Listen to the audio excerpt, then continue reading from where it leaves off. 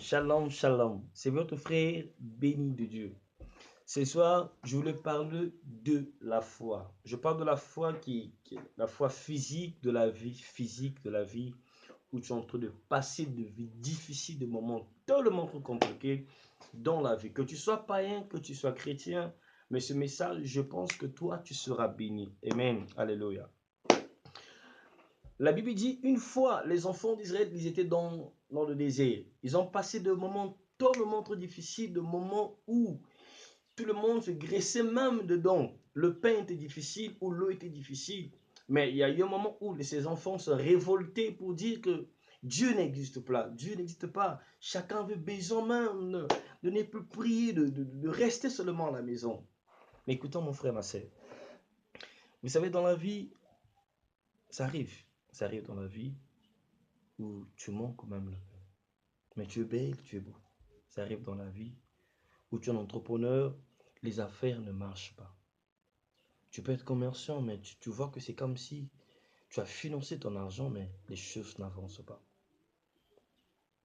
Tu as besoin même de toucher quelque chose. Mais ce soir, Dieu veut te parler. Ce soir, Dieu veut changer ta vie. Ce soir, Dieu veut impacter ta vie. Ce soir, Dieu veut changer ta vie.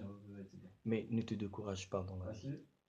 Vous savez, la personne qui n'a jamais échoué dans sa vie, il n'a jamais aussi osé. Parce que oser signifie échouer. Tu es en train de oser dans un domaine où tu ne maîtrises pas. C'est normal que tu échoues dans la vie. Mais échouer, ce n'est pas dire d'abandonner. Mais échouer, c'est d'apprendre comment faire des choses. Écoutez mon frère, ma soeur. N'abandonne pas parce que tu pleures. N'abandonne jamais parce que tu pleures. Tu as de larmes dans les yeux, tu as de larmes même dans ton cœur, même dans ton âme. Tu sens que tu as des larmes dans ton esprit. Tu es proche même à la frontière afin d'abandonner. Mais j'aimerais te dire, mon frère, tu n'es pas la seule personne qui souffre dans la vie.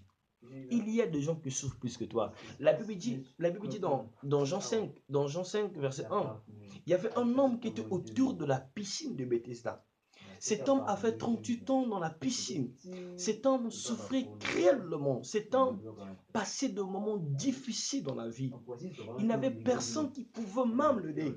Mais un jour, il y avait le Christ qui passait. Le Christ s'approche envers cet homme. Il dit, que veux-tu que je te fasse? La question de Christ était, que veux-tu que je te fasse? Écoutons la réponse de cet homme. Cet homme qui avait fait 38 ans, il dit, Seigneur, je n'ai personne pour me jeter dans l'eau. Le Christ était étonné de la réponse de cet homme. Le Christ était tellement très étonné. Une personne... ah là là, Christ dit, que veux que tu te fasses? Mais lui dit, Seigneur, je n'ai personne. Un médecin te demande, tu veux que je te guéris bien, je ne te guéris pas. Lui dit, non, Seigneur, je n'ai pas l'argent. Bien aimé, beaucoup de gens souffrent dans la vie. C'est parce qu'ils veulent souffrir dans la vie. Beaucoup de gens passent des moments difficiles. C'est parce qu'eux aussi, ils acceptent de passer des moments difficiles. Je viens te fortifier ce soir. Je viens te relever encore. Je viens encore te fortifier encore ce soir. Tu es bon dans la vie. N'abandonne pas dans la vie. Ne laisse pas, ne t'abandonne pas. Abandonner, oh, alléluia. Abandonner, excusez-moi, je veux dire quelque chose. N'abandonne pas parce que tu pleures, mais pleure pour continuer. Tu peux continuer avec des larmes. Tu peux continuer en courant. Tu peux courir avec des larmes. Tu peux dormir même avec des larmes. Mais quand tu te réveilles, tu dois te réveiller avec la foi. Il y a beaucoup de gens dorment avec des doutes. Dès qu'ils rentrent à la chambre, il y a des doutes. On lui se disent, mais qu'est-ce que je vais manger le matin? Il y a des gens qui se disent, qu'est-ce que je veux faire demain matin? Mais ils ne savent pas rien faire. Écoutez, je te dis quelque chose qui va te toucher. En France, pour être président, tu dois avoir une partie politique. Mais le président Macron, il n'avait pas une partie politique. Il a intégré la chose et il est devenu président. Je crois par le nom puissant du Seigneur. Toi aussi, tu peux avancer, tu peux faire mieux. Amen.